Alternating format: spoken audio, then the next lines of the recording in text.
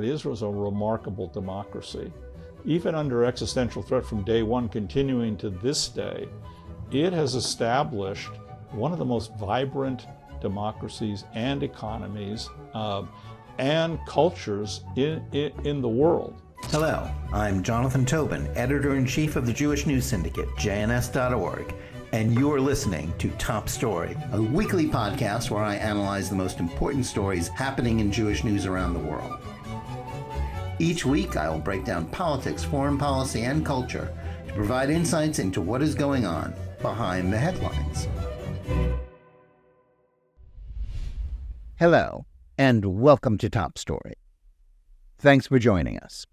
Today, we're very pleased to have with us author Rick Richman to discuss his book, telling important stories about Israeli and Zionist history. But first, I want to remind you to like this video and podcast, subscribe to JNS, and click on the bell for notifications. I also want to remind you that you don't have to wait a full week for more Top Story analysis. There is a daily Top Story podcast where I share more news and analysis with you about the most significant issues we're facing today.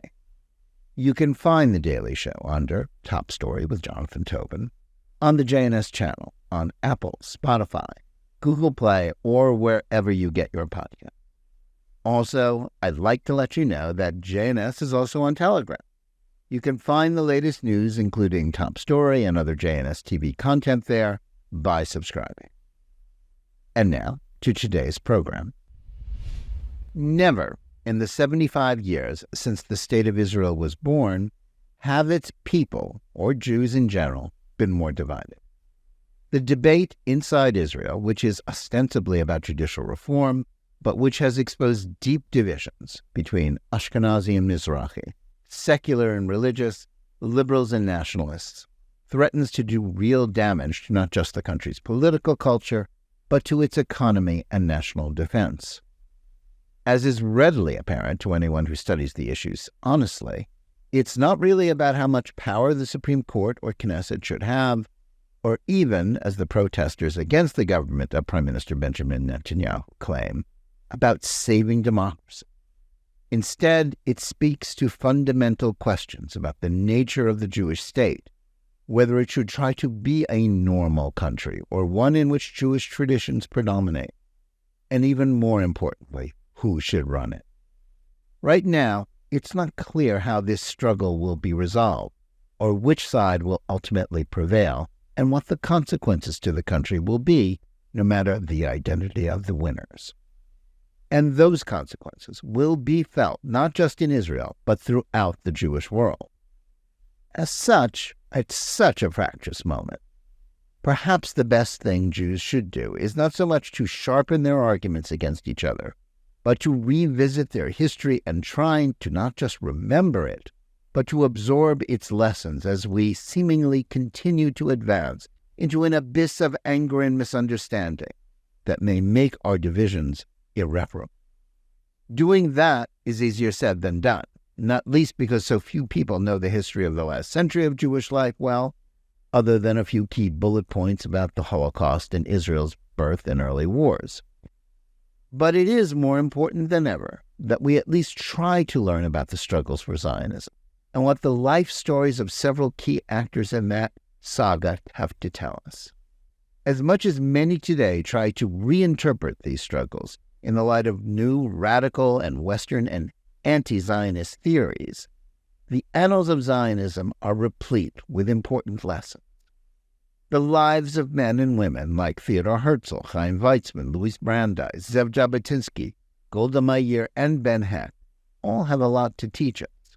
They tell us to remember the importance of Jewish solidarity, to stand up for the honor and the rights of the Jewish people, to seek and obtain friendship and allies wherever possible, but to understand that when the chips are down, the Jews must depend on themselves for self-defense and survival. To have the courage to speak truth to power, but also to listen to the people, rather than just the Jewish and non-Jewish elites. One person who has thought a lot about these lessons is Rick Richman, who has written a new book that combines both inspirational stories and cautionary tales from the last century of Jewish and Zionist history, and we're pleased to have him with us today to discuss them and Israel's current situation. Rick Richman is a resident scholar at American Jewish University in Los Angeles and has written for Commentary, Mosaic, and many other publications. He's the author of the 2018 book, Racing Against History, the 1940 Campaign for a Jewish Army to Fight Hitler, and his latest, And None Shall Make Them Afraid, 8 Stories of the Modern State of Israel. Rick Richman, welcome to Top Story. Thank you, Jonathan. It's a pleasure to be here. Thank you for inviting me. Well, Rick, thanks so much for joining us today, taking the time to do it. I want to start. I know that your most recent book is based on a number of essays that you've written in various publications. But what impelled you to gather them together in this volume? And through the 8 figures that you profile, they're a very diverse lot. Is there an overall theme that runs through it that you think is important and timely? You know, it's a great question, Jonathan, because I didn't start out writing a book. I started out by, as you noted, these essays on various fairly important people in Zionist history, but people who either were well known, but the stories about their life that I was telling in these essays were not well known, or were not well known at all. And it's kind of amazing that we don't know who they are. And so I thought that they could be a book. My son read the essay on Herzl, and he thought it could be a book. And I was impressed that the life story of Herzl, not the sort of false story that people believe, but the actual which story, I want to get to in a minute, but go ahead. It impressed him, and he thought it ought to be published. Then I had a world-class editor and agent, Ann Mandelbaum, who thought it should be a book as well. And so put it together first as a book because they were 8 amazing stories, and you could go anywhere in the book and pick any chapter, and you'd find a story that was really quite remarkable and that you probably didn't know about. But then I found that if I put the stories in chronological order, I would have, in effect, a mini history of modern Jewish history, starting with Herzl in 1895 and going all the way up to the present, and telling it kind of not at a 30,000-foot level with all these great historical themes, but all the way down at the bottom about individuals and what they did with their lives and how it affected history and how we have this heritage from what individuals did. So it was almost like a baton being passed from one of these people to another all the way up to us. And then I sort of realized I had 4 individuals who were born or grew up in Europe and 4 who were born or grew up in America. And the stories collectively became the story of the alliance of Zionism and Americanism in the 20th century and the miracle that both produced. Americanism defined as the civil religion of the United States from the very beginning of freedom and democracy, and Zionism being the effort to create a free and democratic state for the Jewish people. So it became a larger story by talking through individuals. And then it became sort of a lesson in the lessons of history and the impact that a single individual can have on history, and whether the great man theory of history is valid or not, and how history ought to be taught in a way that we can communicate it. So you're right, it started with these various essays in Mosaic, Commentary, the Jewish Review of Books, and it became a book by trying to put all these themes together in one volume. Well, I think your book makes a good argument for the great man or great woman theory of history. But let's start with the first of your profiles, which centers on a familiar, even inevitable choice for Zionist history, which is Theodor Herzl, the movement's founding father. But your goal here is, I think, to both reinforce his importance and to debunk an aspect of his story that you argue is a myth. Can you tell us about it and why is this important? Yeah. I think I grew up, as most people did, thinking of Herzl as this austere, tall guy with a world historical beard who came up with an idea for the Jewish state, which in retrospect seemed, kind of obvious. And in reading about his life, I discovered the story was really much different. Herzl, when he wrote The Jewish State, his pamphlet that transformed modern Jewish history, was 35 years old. He was the literary editor of a Viennese newspaper. And when he came up with this idea, it was not because of the Dreyfus trial, which he did cover, but which did not impress him as a significant event in Jewish history at the time. He wrote it because he got an inspiration, and day after day, for weeks, he was scribbling in his notebook of ideas that would then become the pamphlet, The Jewish State. And so the story of Herzl, how he came to this idea and what he did with it, becomes this really amazing story, not the simplified one that I grew up with. Because when I look back, Herzl was opposed across the religious and political spectrum of Jewish life at the time. The Orthodox rabbis rejected him because they thought a Jewish state ought to await the Messiah. The Reform rabbis rejected him because they thought Judaism should be a modern, rational religion, should look forward, not backward, and a Jewish state was definitely something in the past. And then the socialist Jews, of whom there were many, rejected the idea of a Jewish state because they thought all nationalism was reactionary. And they were interested in universal ideals and universal organizations and a universal class conflict, not a particular Jewish history. And then you had the Jewish public, who was residing in many places comfortably and did not want to have accusations of dual loyalty by advocating for Zionism and a Jewish state. And finally, you had Jewish public figures who thought the whole idea was absurd. The idea that 2,000 years later, you could take a land in the Ottoman Empire and restore a Jewish state. They thought it was absurd. So Herzl had this wall of opposition to this idea. People thought he was crazy. Some of them thought he was literally crazy. And he had no organizational support. There was no organization other than the ones he created to support his idea. And he had no financial support other than his own financial resources, which he spent and died a poor man in support of Zionism. So this story of how he came up with the idea, how he developed it, how he spent 9 years after the age of 35 supporting it, and dying at the age of 44 in 1904, is an amazingly inspiring, fascinating, important story.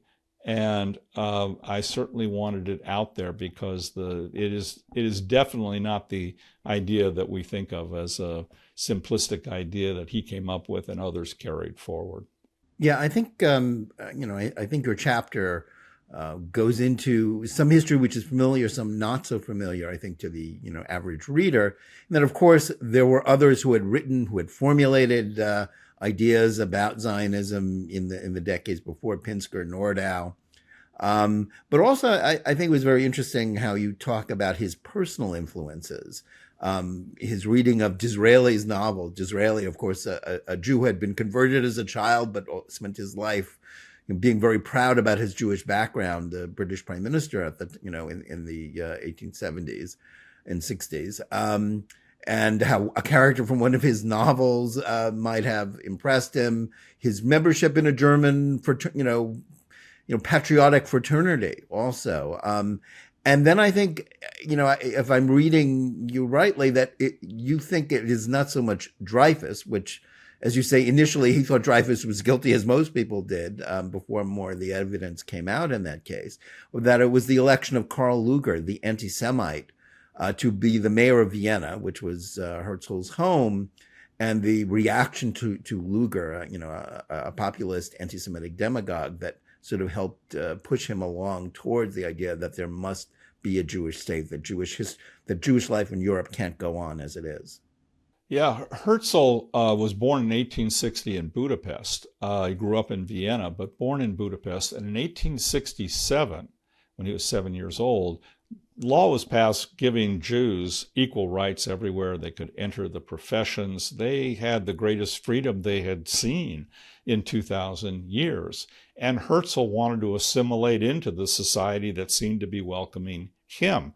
And so, as you point out, he joined a dueling fraternity that was a German nationalistic society. At the time, German nationalism was a liberal movement against the backward clerics. And Herzl, not how we think of it now, but yes, not how we. right. It certainly turned sour later on, but at the time, it was a ticket into the wider society. And Herzl went to the University of Vienna and became got a law degree, became a lawyer, and when he wrote, you're absolutely correct that he had these other influences, although he said later on he had not read Pinsker, who wrote one of the most, probably the most remarkable essays, Auto-Emancipation. And Herzl said if he had read it, he probably wouldn't have written The Jewish State. And but he was aware, obviously, of the idea of the Jewish state. The return was a hope expressed yearly by Jews every year to go back to. Indeed, every day. Every day. In our indeed. prayers, yes. Indeed. So Herzl was aware of it, and the first paragraph of the Jewish state, his pamphlet, he says, "This is not my idea. This is not a new idea."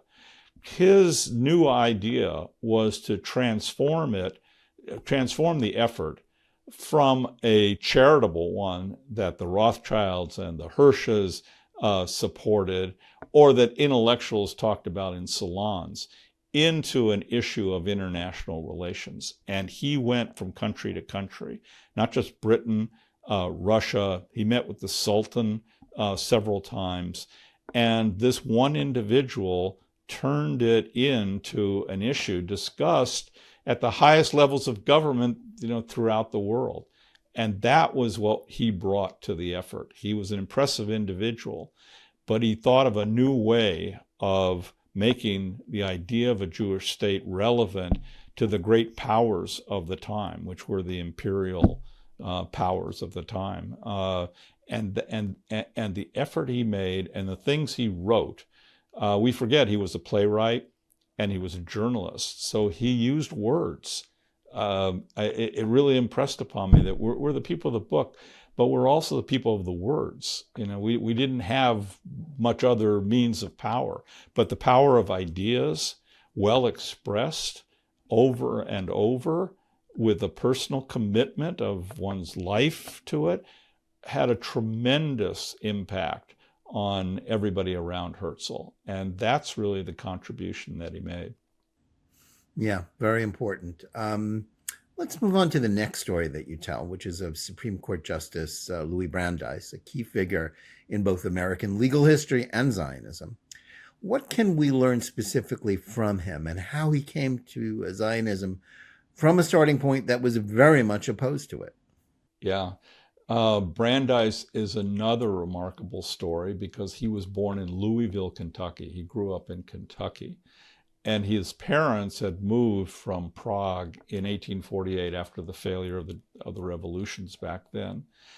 And the last thing they wanted for their son was a Jewish education. They were trying to look to become Americans, not to remember Jewish history, which was something they wanted to forget. And so Brandeis grew up, he didn't have a bar mitzvah. They never had any Jewish rituals or celebrated Jewish holidays. He goes to Harvard at age 18. He skipped college, didn't go to college, went straight to Harvard Law School, and graduates in 2 years with the best grades in the history of Harvard Law School. And because he can't be hired as part of a major firm in Boston, he and a classmate who finished second in the class establish a firm. They're brilliant lawyers. They become famous lawyers. Brandeis sort of invents pro bono law in the United States and the Brandeis Brief before the Supreme Court. He appears there 4 times in his 30s. And throughout this period, he has no connection with the Jewish community. He's a very wealthy man from his legal practice and gives a minimal amount to Jewish charities, although a lot to other charities. And nobody knows exactly what turned Brandeis into a Zionist, but certainly one of the most important was a chance meeting with one of Herzl's lieutenants, Jacob de Haas, who had been Herzl's representative at age 25 in Britain, and whom Herzl said, you should move to America to support Zionism there because you speak English so well. And he moves there, and he has a meeting with Brandeis on an issue of insurance law that Brandeis was interested in at the time. And at the end of the conversation, he says, are you related to Louis Dembitz? And Brandeis says, it's my uncle. And he says he was after whom he was named, yeah. After whom he was named. And he said, well, he was a great Zionist, and he nominated Lincoln at the convention. And they have a conversation, not about insurance law for the next 3 hours, but about Herzl. And Brandeis, who was famous for researching and studying everything that came across his desk of interest to him, spends the summer reading up on Zionism. And in order to write this book, I tried to do sort of the same thing. Read the original essays of Zionism by Pinsker, by Moses Hess, by Herzl, the speeches and essays, by Max Nordau, who was probably the most prominent public intellectual of the time. I might add, for bibliophiles out there, there's actually recently published, and we had him on Top Story. Gil Troy has edited a new edition of all of Herzl's Zionist writings. So, if you're into that, this is where you go. Oh my gosh, it's a beautiful, beautiful 3-volume actually on set. the shelf behind me here. So yeah, you have the most remarkable books behind you. It's a beauty. You read those essays, and you just are stunned. As I was reading when Zionism was new, the essays, the speeches, the articles had such literary force, moral power, and simply as arguments were compelling. And you can see how Brandeis would have responded to that. And he did. And so in 1915, he gives a speech called An Appeal to the Educated Jew. And he says, we Jews in America need a Jewish state at least as much as the refugees throughout the world need one, because we need to be inspired to be Jews. And 10 years before, he had given a speech in which he said, President Roosevelt at the time, Theodore Roosevelt's theory that hyphenated Americans shouldn't exist in America. It shouldn't be German Americans, Italian Americans. There shouldn't be Jewish Americans, Brandeis said, because that would be disloyal. And that's the word he used, disloyal. 10 years later, after reading up on Zionism, he becomes the most important figure in American Zionism, without whom, because of his name and his effort and his money, the American Zionist movement probably would have withered and died, because it was not something that was naturally appealing to American Jews. So the story of Brandeis, like the story of Herzl, is a bit of a mystery. How did all this happen? Brandeis comes to it he's in his 50s, and a lifetime spent avoiding Judaism and Jewish institutions, and certainly Jewish religion, transforms him through Zionism into one of the most important figures of Zionist history in the 20th century. Yeah, and a key figure in helping not just to motivate, not just to build support for Zionism in the United States, but that played a role, as you note, in getting the British to issue the Balfour Declaration during World War I, which is, of course, the document that helped set in motion the transformation of the Yishuv into what would become a state. Next, I want to touch on what I think is one of the most significant and interesting stories that you tell in your book, and which is what we might call the First Abraham Accord, involving Chaim Weizmann and the Emir Faisal, who was then the leader of Arabia, now Saudi Arabia. And their correspondence has long been treated as something of a footnote with little relevance to what followed. But in the light of recent events, it takes on a lot more importance, doesn't it? Oh, absolutely. And as a story itself, it's another amazing story, the details of which certainly I, who got a very good secular education, a very good Jewish education, did not know about, which was that in 1918, months after the Balfour Declaration, Chaim Weizmann, who at that point is the head of the Zionist organization, it wasn't yet the World Zionist Organization, he travels to Jerusalem, supported by the British because they've just issued the Balfour Declaration, and he gives a speech in Jerusalem to the assembled dignitaries there, Arab and Christian, Muslim, and he says to them, because all these rumors are floating and the protocols of Zion are being published, that the Jews are going to sweep in and take everybody off their land and take their property. And he says, first of all, none of that's true. But secondly, you need to realize we're not coming to Jerusalem, we're returning. And we've been here, and we certainly were here 2,000 years ago. And the speech is tremendously successful. It's very well received. And so the British say, you got to go talk to Emir Faisal, who, as you said, was the leader of the Arab revolt. We're still in World War I, and Palestine is a major theater of World War I against the Ottoman Empire, who was Germany's ally. And so the war's going on, and because of that, Weizmann cannot simply cross the Jordan to the plains of Transjordan to talk to Emir Faisal. He has to make a 5-day trip from Jerusalem down to Tel Aviv, by train down to Cairo, down across the Arabian Peninsula, through the Gulf of Aqaba, get on to a car, go north. The car breaks down, he gets on a camel. The camel can only go so far. He walks the rest of the way, and he meets Emir Faisal, the commander-in-chief of the Arab revolt, and they have a 1-hour meeting in Faisal's tent. And they come to a meeting of the minds, which is that they are both the leaders of a nationalistic movement. There's no Jewish state, there's no Arab state at the time, and their interests are complementary. And then later on, a few months later, they are brought to London by Lawrence of Arabia, who brokers an agreement between the two of them that they then take to the Paris Peace Conference in January of 1919, and they make complimentary presentations to the Allies who are trying to decide what to do with the Ottoman Empire now that it's been defeated and no longer exists. And you're right, it could be called the first Abraham Accords, because Faisal supported Zionism because he thought it was a complementary movement, and the two of them could reinforce each other.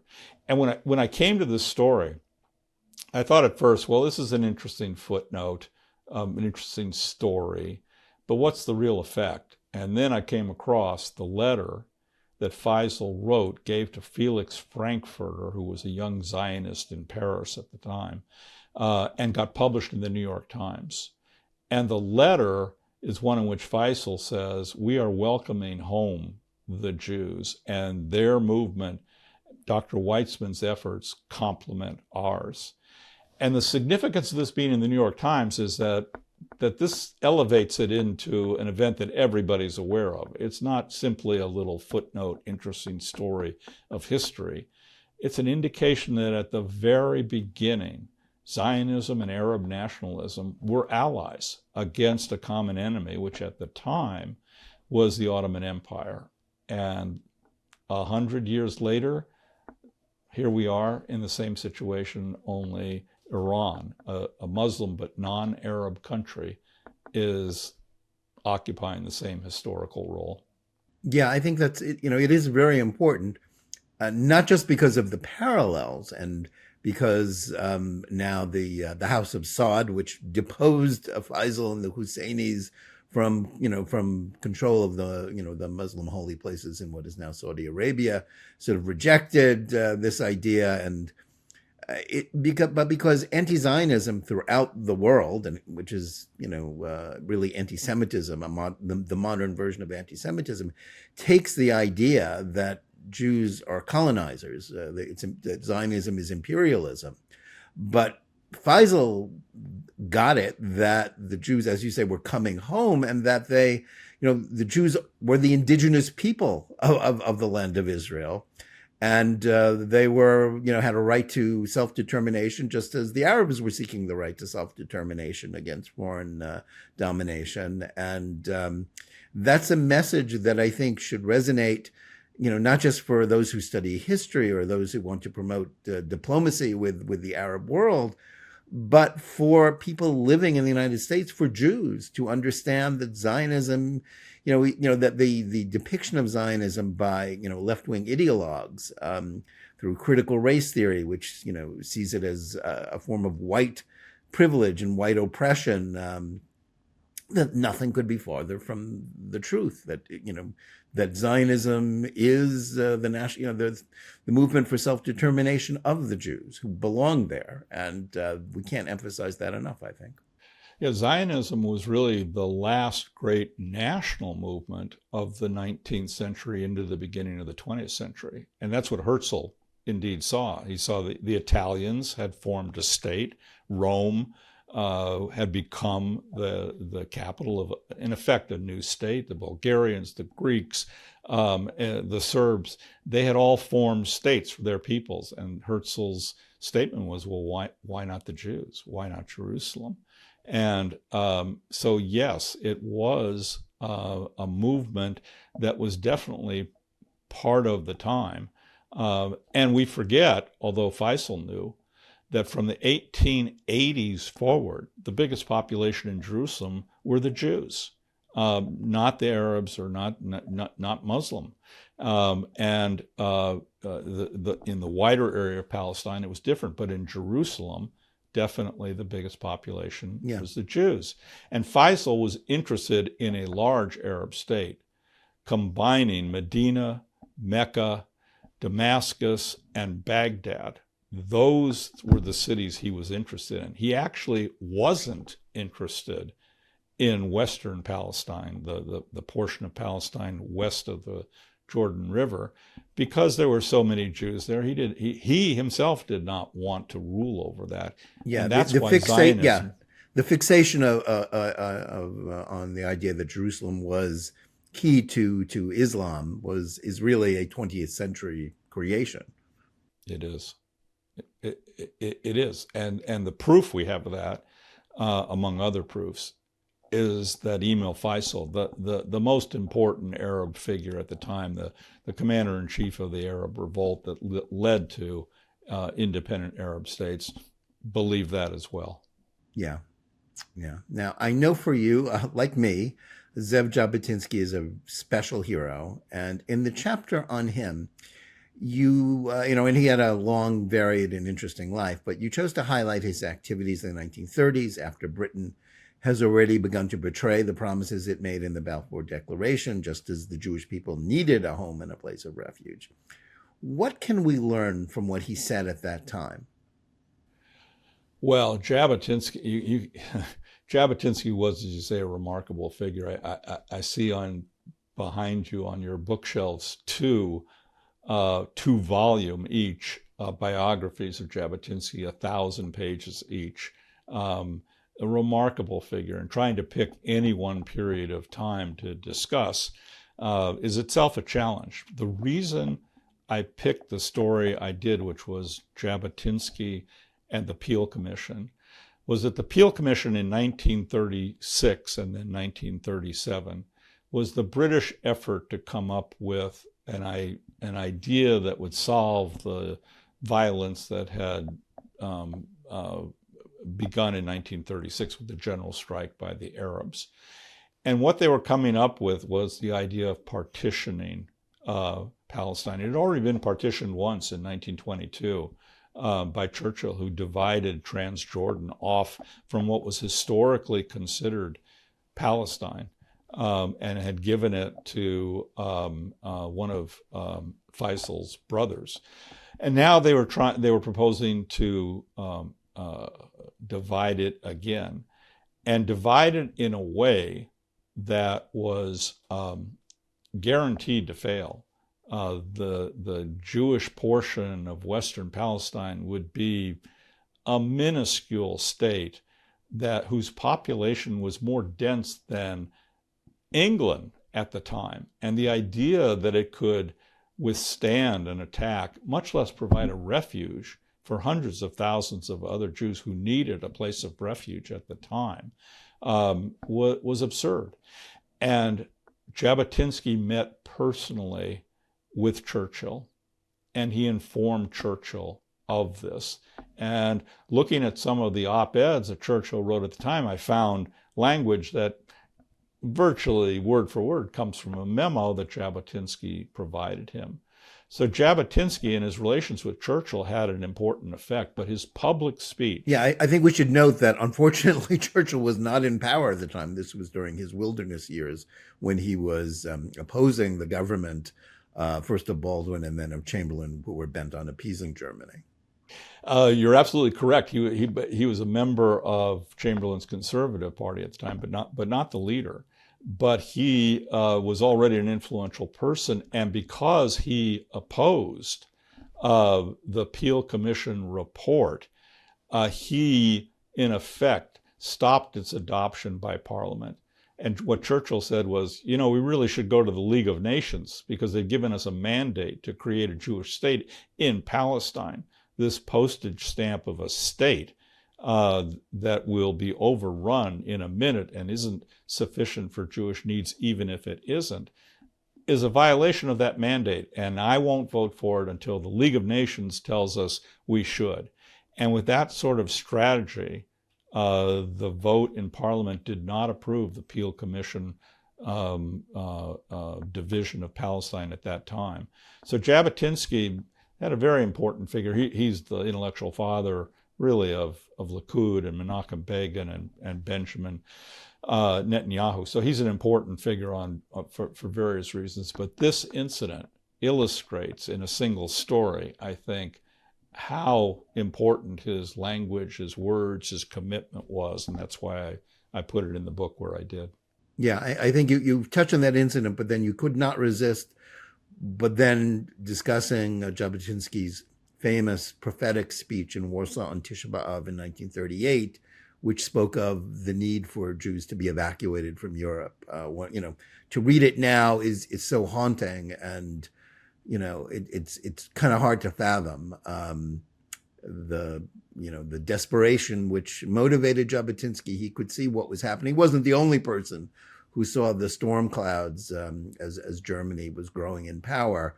But I think any mention of Jabatinsky must also include that.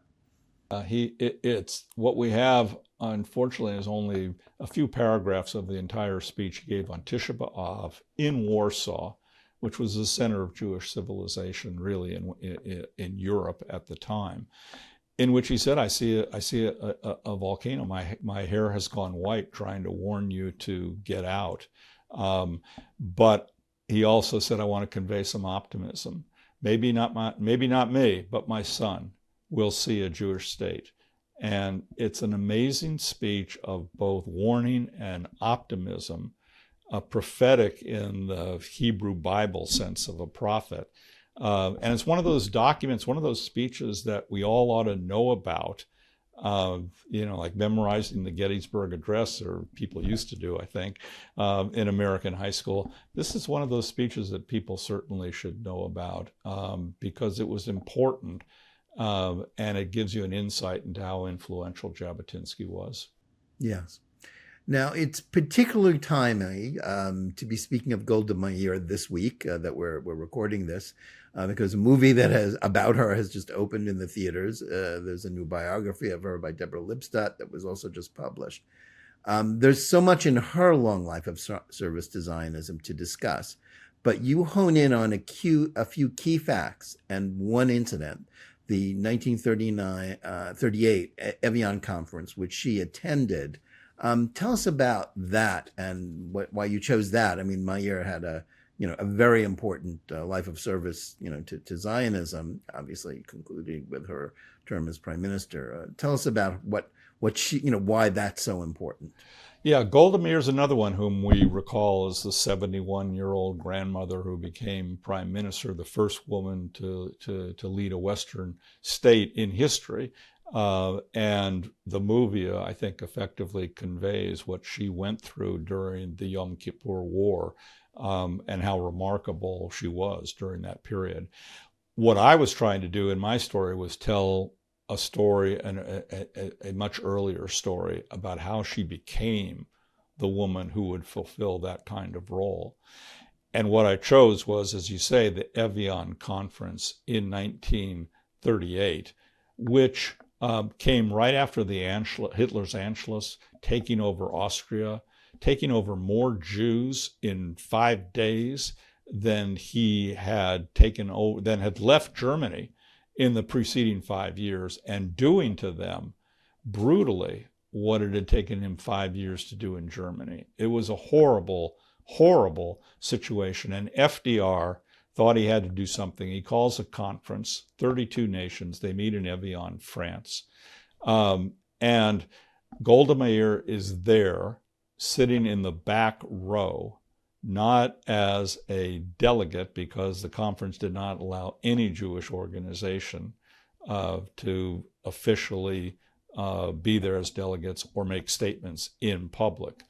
And she watches from the back row, and the 32-nation conference does almost literally nothing but give speeches that will break your heart about how other nations should do something, but unfortunately they themselves cannot, including speeches from the United States and England, who still had the mandate to form a Jewish state in Palestine, saying, of course we have the mandate, but you got to realize we can't do anything with it right now.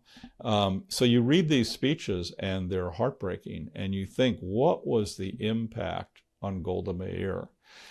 And one of the impacts, if you read her autobiography, was that she came to realize that the justice of your cause was no protection for you in the world. You could give a speech about how the Jews of Austria and the Jews of Germany needed the world to respond to the horrific conditions under which they were living. And then the world did literally nothing. Even the United States did not increase its immigration quota after the Anschluss and the Evian Conference. So what Golda learned as a 40-year-old woman was that the Jews had to depend upon themselves. There was not going to be somebody to ride to their rescue. And that's the kind of woman she became, and that informed her judgment, her stamina, and her courage during the 1973 Yom Kippur War, which is another story that the full facts of which we all ought to be aware of. Another mutual hero of ours is the great journalist, playwright, screenwriter, author, and then Jewish activist Ben Hecht. His own accounts of how he, as he said, accidentally bumped into history and then became an advocate for rescue during the Holocaust and then for the fight for the Jewish state has inspired, I think, subsequent generations of Jewish activists. Hecht was a figure of great controversy in his own time, and at a moment in American Jewish history when it can be argued that, once again, the organized Jewish world and the established leadership is failing us, as it did during the Holocaust, I think you would agree that we need to relearn his story now more than ever, don't we? Absolutely. Ben Hecht, another one of those names that many people will be familiar with, but certainly not with the details of his story, was the most highly paid screenwriter in Hollywood at the time. And sort of like Brandeis, up until that time, he hadn't had a connection with the Jewish community, or certainly with Judaism as a religion.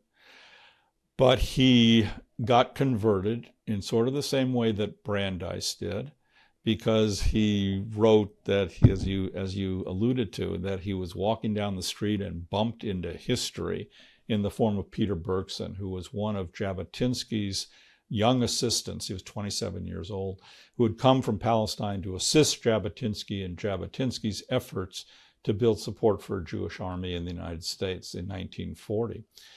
And Ben Hecht had never heard of Jabatinsky. He had never heard of the Spanish Inquisition.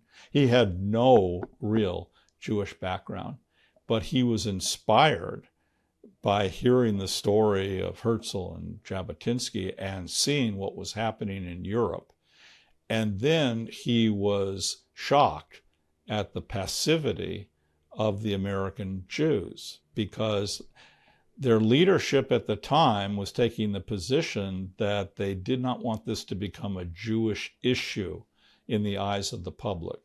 So they adopted intentionally a strategy of silence. They said, this is an issue for others. It's not for us to bring to public attention. And Hecht took exactly the opposite position.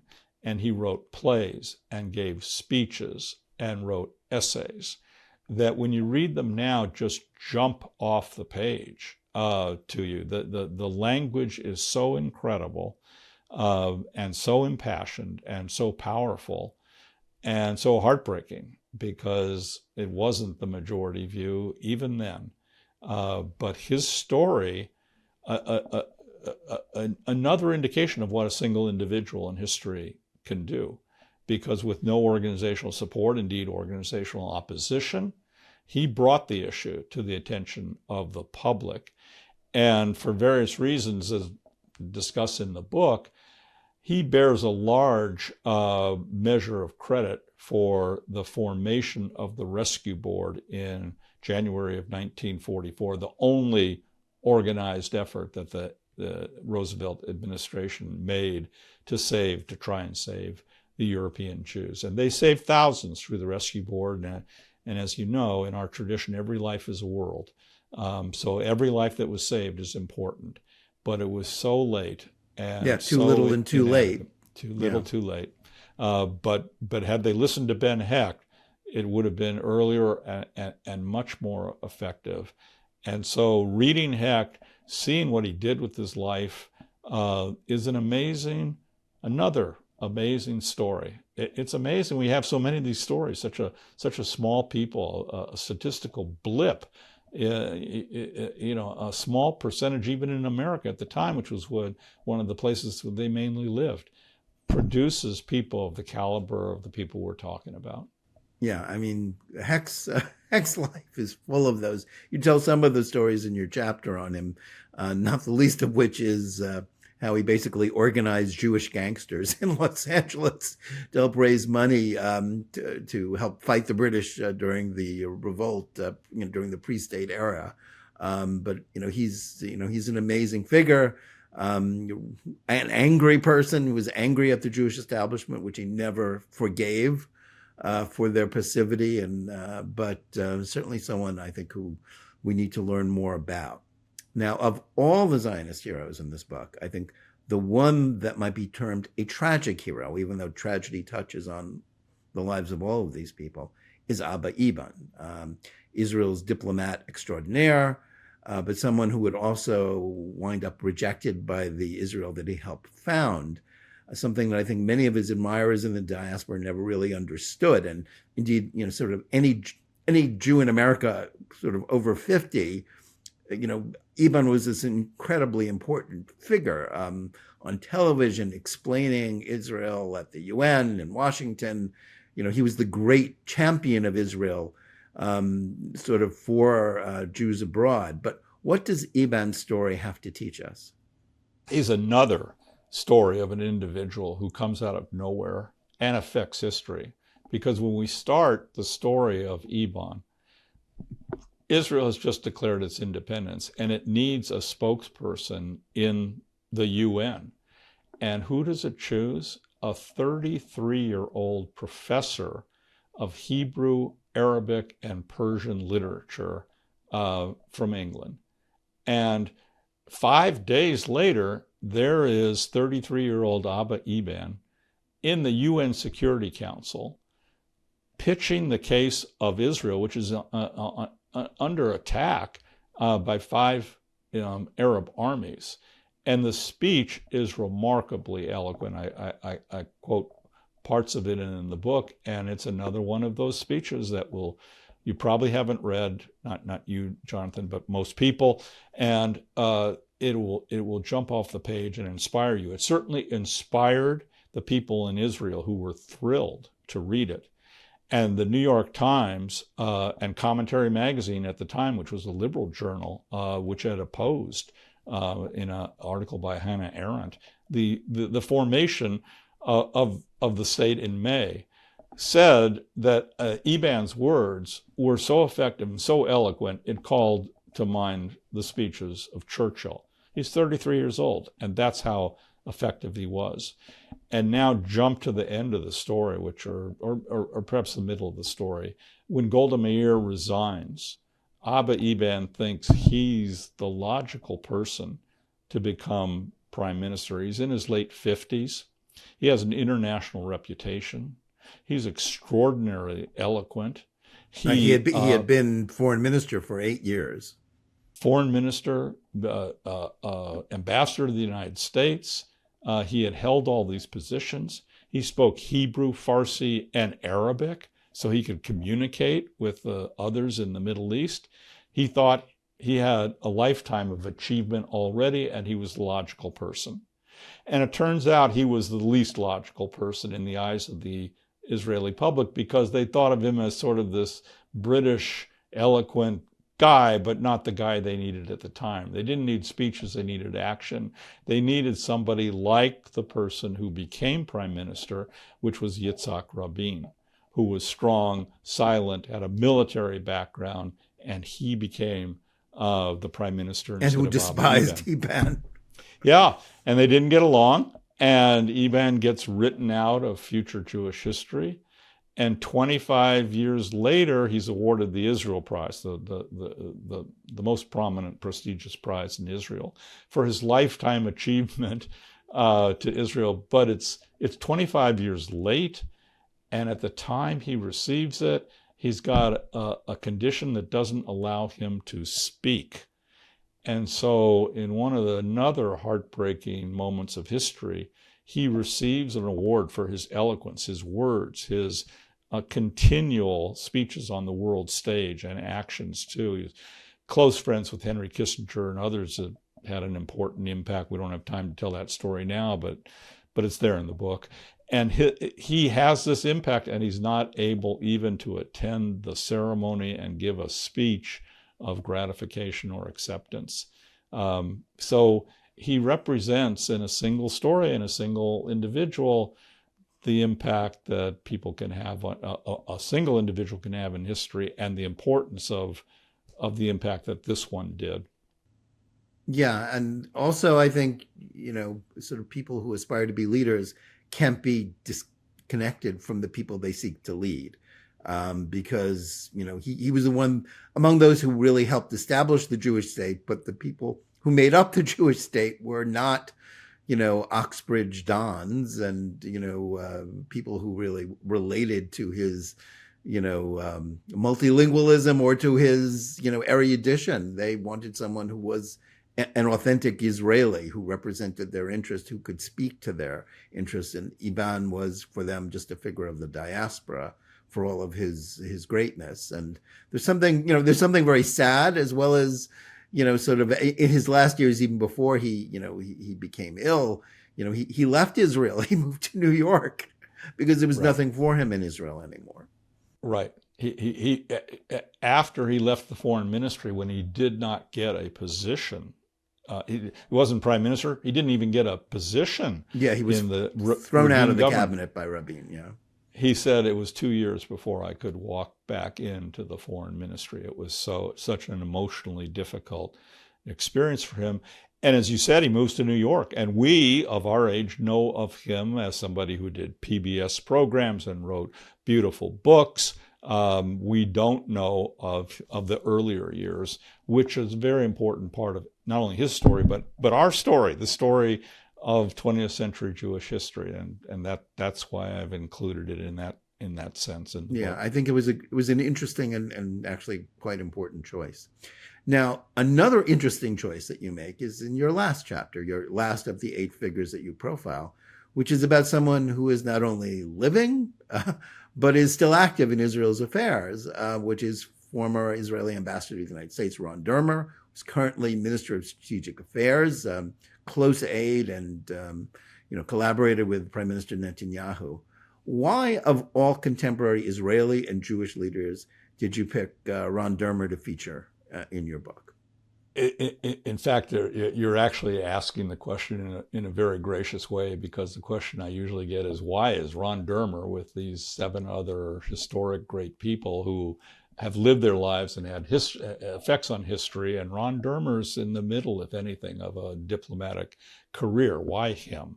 And as you say, why him other than somebody else?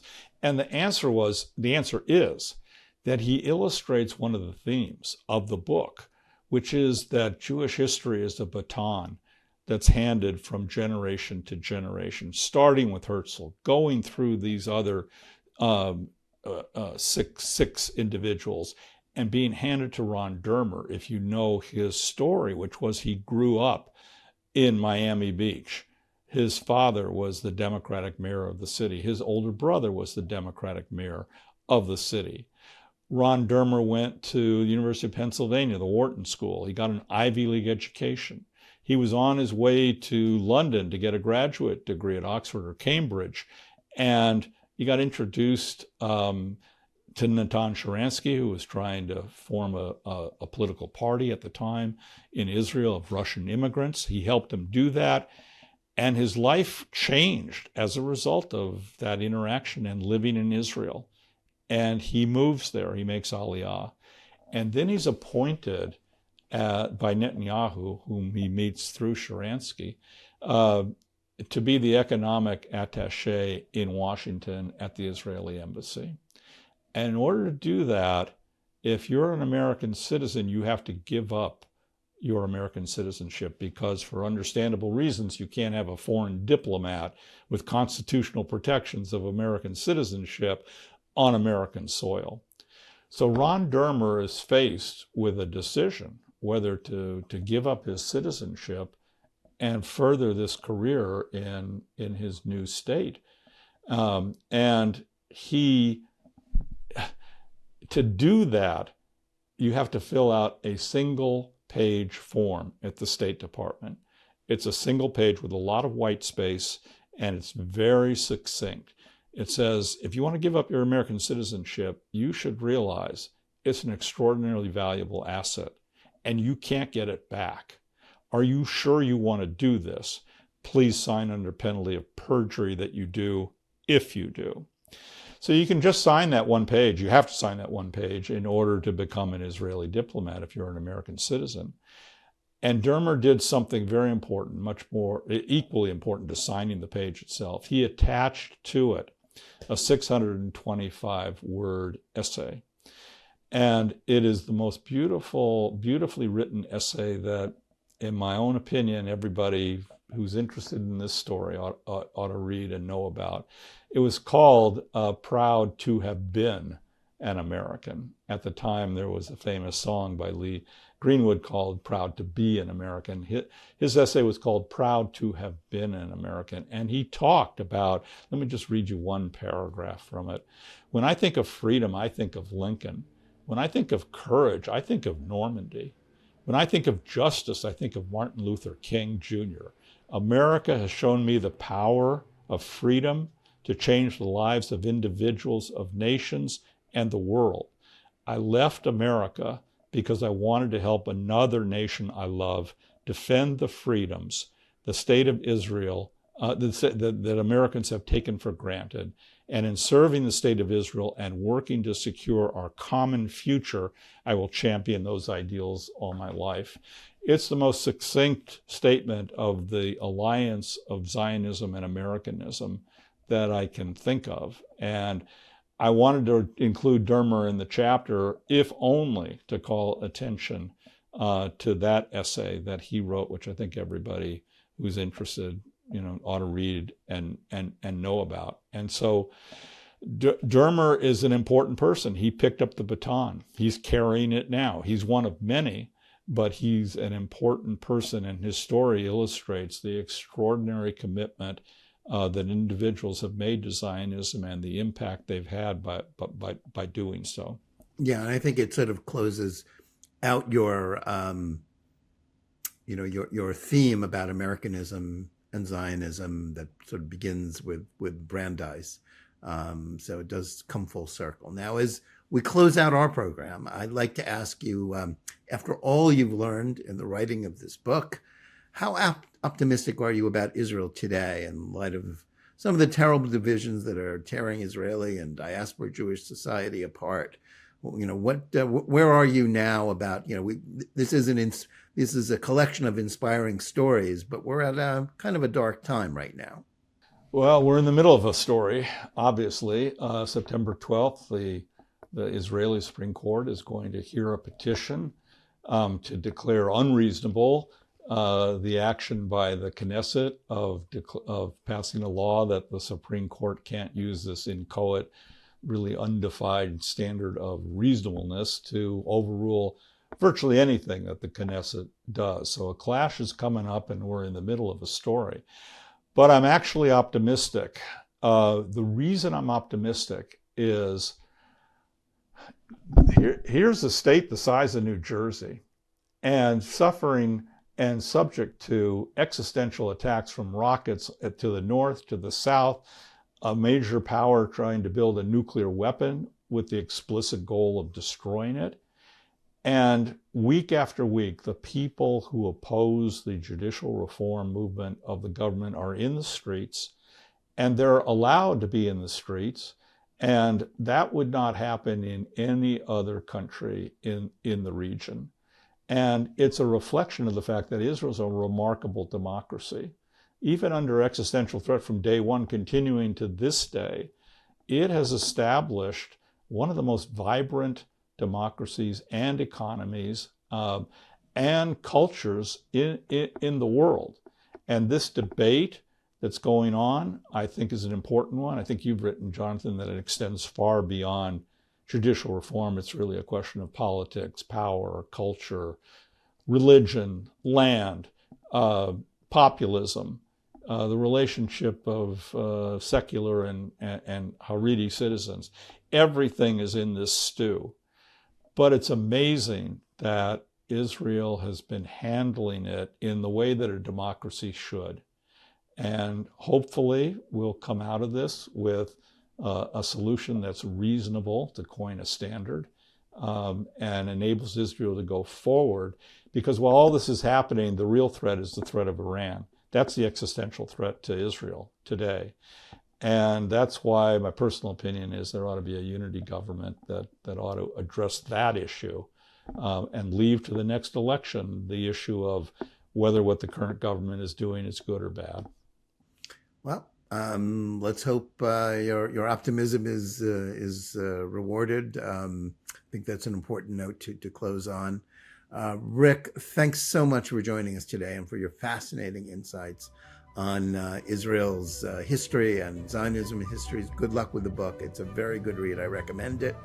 I also want to thank our audience. Please remember to tune in every day for Top Story Daily Edition. And whether you're listening to us on Apple, Google Play, Spotify, or any of the other podcast platforms, or watching us live on Facebook or Twitter, or on the JNS YouTube channel, please like and or subscribe to Top Story. Click on the bell for notifications and give us good reviews. Please write to us at editor@jns.org. Let us know where you listen or watch the show and what you think about it.